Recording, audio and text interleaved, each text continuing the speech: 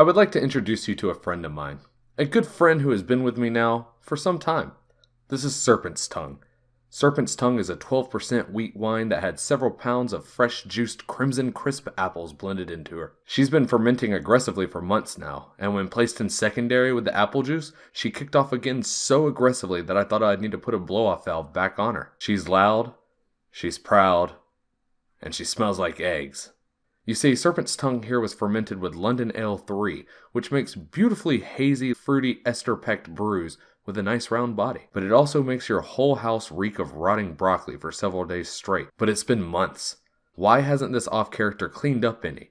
And is there anything I can do to save her? Problem I'm dealing with here is sulfur. Sulfur is a naturally occurring chemical element that is often detected by smell or taste of old broccoli, rotten eggs, bad farts, that kind of thing. Sulfur is one of humanity's oldest enemies. In fact, we're evolutionarily designed to hate sulfur. It's how early man was able to detect old or rotten foods, poisonous gases, or even the byproducts of harmful bacteria and molds. It's why we're so adept at identifying sulfur compounds with the average taste threshold below 0.4 micrograms. However, over the years we've learned to harness sulfur and use it to our own benefit. We use it in fireworks and all types of crazy things. Sulfur is no longer a sign of immediate death, and that's what you need to keep in mind when thinking about sulfur through the context of homebrewing. Sulfur is inevitable in beer making. All yeast strains produce varying amounts of sulfur during fermentation. Some are very subtle, but some can aromatically turn your house into a sewer. But all of them do it. If you smell sulfur, it's not because you ruined your homebrew, but because your beer is actually working the way it should. You should only be alarmed if the aroma persists for a very long time or if the sulfuric egg aroma starts turning more putrid and off-putting. So how did sulfur get into your homebrew to begin with?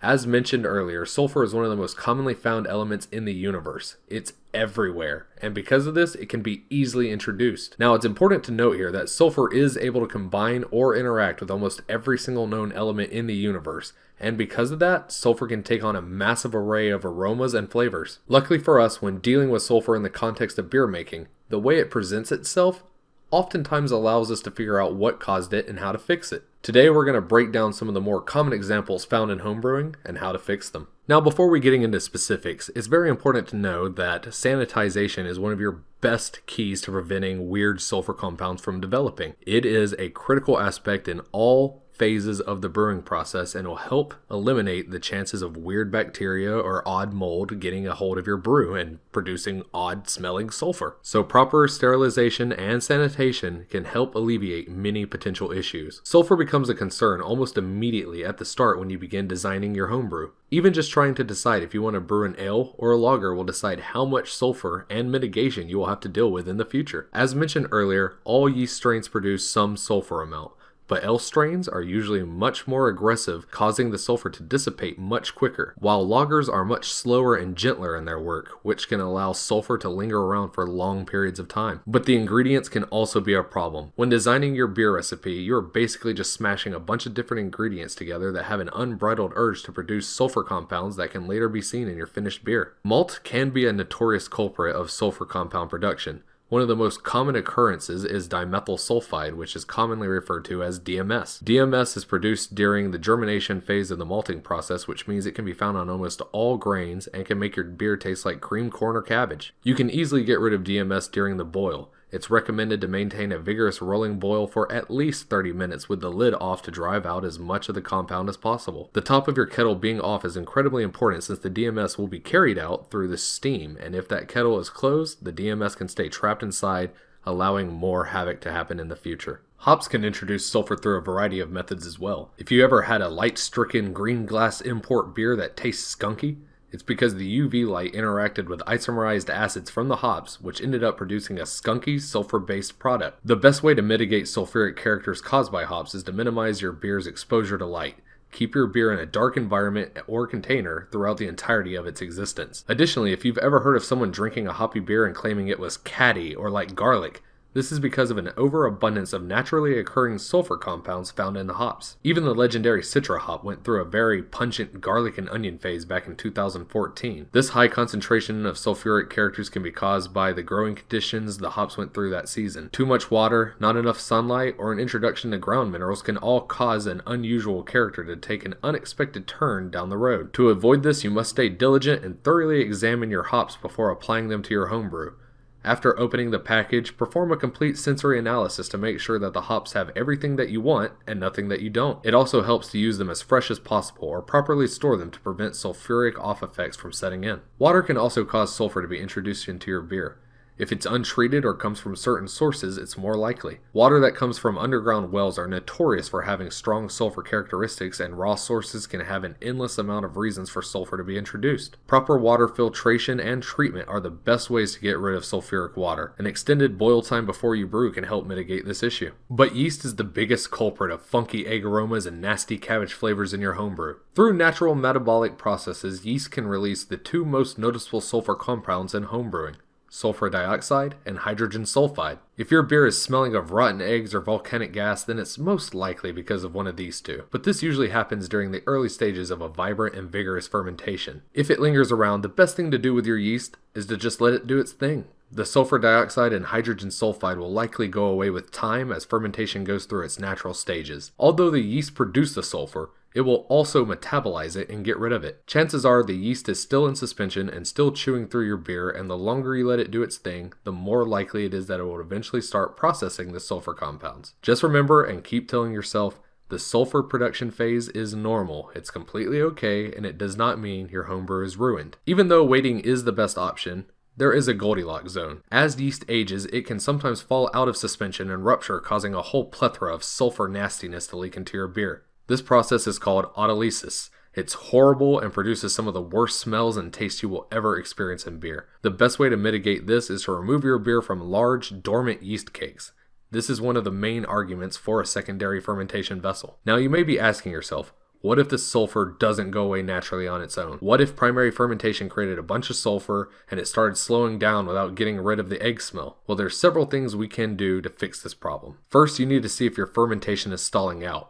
For some reason or another, you may have had an unhealthy fermentation cycle. Maybe there wasn't enough yeast pitched into the beginning, maybe you are lacking the proper nutrients to keep the yeast healthy. Either way, if the sulfur smell lingers around for an extended period of time following primary fermentation, you can try to jump it back off to clean it up. You can try to repitch yeast, maybe a different strain. You can add nutrients, or you can turn the temperature up and get the yeast back into activity. But if the sulfur aroma does not go away on its own, and the yeast revitalization did not work, we still have a few options available to us to get rid of our stinky little problem. So somehow, some way, we obviously made a mistake. And the way humans cope with making mistakes is to cover them up and act like they never happened to begin with. And that's exactly one of the things you can do with your beer. Sulfur is such a strong and noticeable compound. The only way to cover it up is with something stronger. When deciding to cover up your sulfur, you need to think in terms of aromatics and flavor, since your problem is probably doing harm to both. You need to go very bold in order to completely overwhelm the sulfur compounds. Just remember that it also needs to pair nicely with the base beer. If your Russian Imperial Stout has been sulfurized, you may be able to distract people with a robust coffee blend or an espresso ejection. If your sour ale tastes like pickled eggs, you could try to bury your problem with massive doses of fruit puree. No matter what the style, I'm sure there is some way you can hide it. And if none of that works, you could always just dry hop the living hell out of it. But we are getting to the end of our available options. We're starting to get desperate, and when we get desperate, we get creative, innovative, and a bit wacky. There's been a lot of discussion about using copper as a way to completely eliminate sulfur taste and aromas from beer. Some suggest that if you stir your beer with a length of copper tubing for a few seconds, or even simply drop a penny into the secondary fermentation vessel, all traces of sulfur will disappear from the smell and taste. Now it sounds strange, but there is some historical precedent to this. Moonshiners back in the day discovered that copper stills had a variety of good uses and were much better for distilling than other metals. It conducted heat well, was more readily available and affordable, and it would completely remove the sulfur from their product. The science is pretty simple. When the hydrogen sulfide produced during fermentation comes into contact with copper ions, it will be reduced into an insoluble copper sulfide and sink to the bottom to be removed with the trube. However, there are some downsides to this method. Copper used in cold site of brewing can stop or stall fermentation activity. Yeast has no ability to withstand the water purifying strength of copper, and when introduced, yeast can die or go dormant. This is why copper is often found in yeast infection medicines. Every yeast has a different copper tolerance and threshold, so some deep dive research may be required to decide how much copper and for how long you should introduce it. Also be careful to limit exposure because it could end up adding a harsh metallic flavor to your finished beer. But I think you would generally be safe with a couple of quick swirls from a clean copper pipe into your carboy. Then wait a few days and assess the sulfur situation again. Rinse and repeat until you're satisfied. So hopefully at least one of these steps have eliminated your sulfur problem.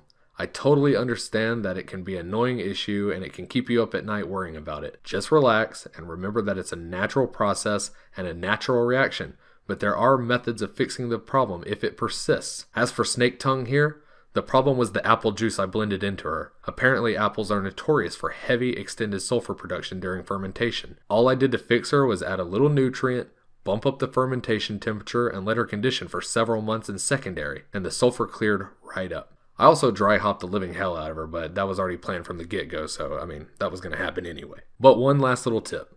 Don't package your beer if it's still bogged down with sulfur. For sulfur compounds to be completely removed, it needs a place to go. And if it's trapped inside of a capped bottle or keg, it will remain in suspension for even longer. There has been some discussion on whether you can off-gas it through keg purging, but that still seems to be a subject for debate. Either way, I hope you learned a little something about the sulfur in your homebrew and ways to properly handle it. I hope this helped a couple of you out there see it's not a batch dumping problem, and just because it smells bad now doesn't mean it won't end up being fantastic. Cheers.